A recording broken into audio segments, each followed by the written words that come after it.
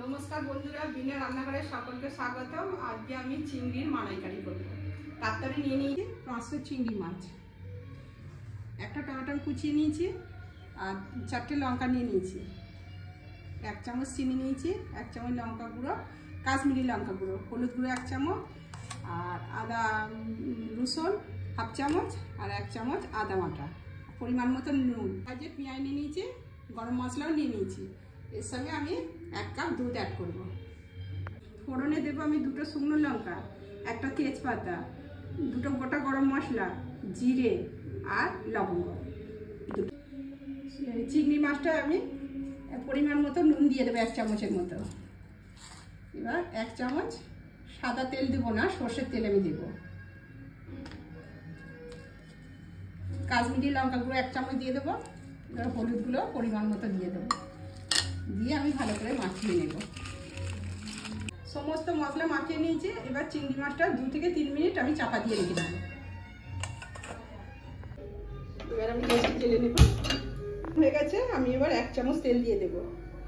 চিংড়ি মাছে অল্প পরিমাণে তেল দিলেই হবে, বেশি তেল লাগে না।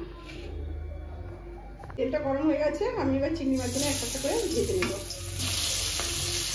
একটু লাল লাল করে ভাজবো, আর বেশি লাল করবো না, যাতে শক্ত হয়।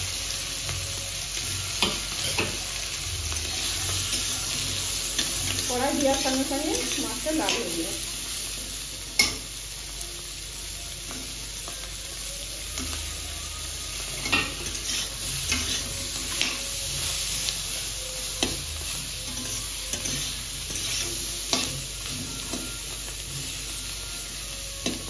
মাছটা লাল লাল করে ভাজা হয়ে গেছে, আমি এবার তুলে নেব।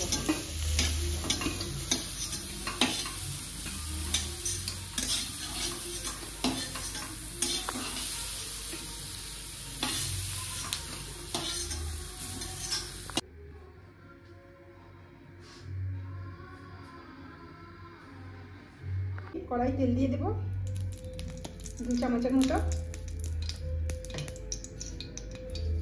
এর ফোড়নে একটা তেজপাতা দিয়ে দেবো, 2টো শুকনো লঙ্কা দিয়ে দেবো, 2টো জিরে দিয়ে দেবো, 4টে লবঙ্গ দেবো, 2টো এলাচ দেবো।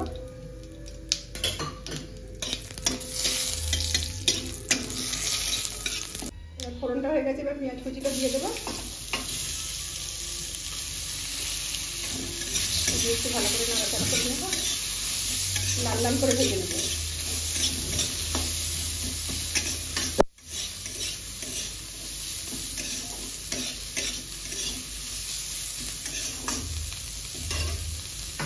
পেঁয়াজটা ভাজা হয়ে গেছে লাল লাল করে, আমি এবার সমস্ত মশলাগুলো একটা একটা করে দিয়ে দেবো। প্রথম রসুনটা দেবো,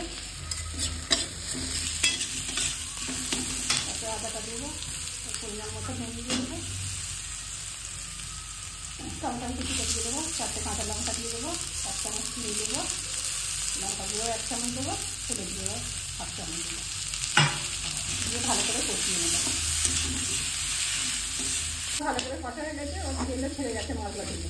1 কাপের মতো গরম জলে আমল দুধ গুলে নিয়েছি, সেই দুধটা দইয়ের বদলে আমি অ্যাড করবো।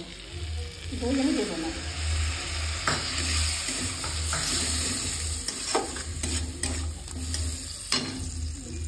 চামচ ঘি দিয়ে দেবো,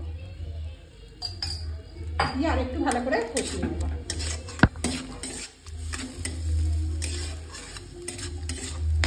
এবার সুন্দর কালার চলে এসেছে, আমি এবার চিংড়ি মাছগুলো সব দিয়ে দেবো, দিয়ে আর একটু ভালো করে নাড়াচাড়া করে দেবো।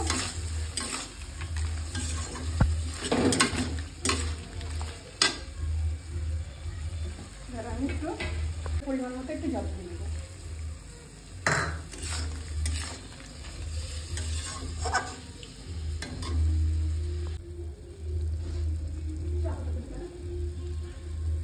মিনিটের মতো আমি চাপা দিয়ে রেখে দেবো। হয়ে গেছে, আমি ঢাকনটা খুলে দেবো। গন্ধ বেরিয়েছে,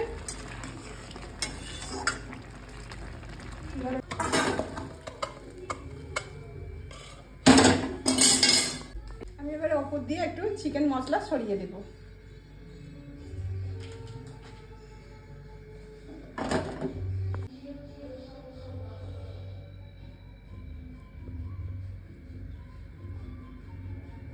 চিকেন মশলা সরিয়ে দিয়েছি, এবার 1 মিনিটের মতো আমি চাপা দিয়ে রেখে দেবো। আমার ভিডিও আপনাদের ভালো লাগলে একটা লাইক কমেন্ট করে পাশে থেকে যাবেন।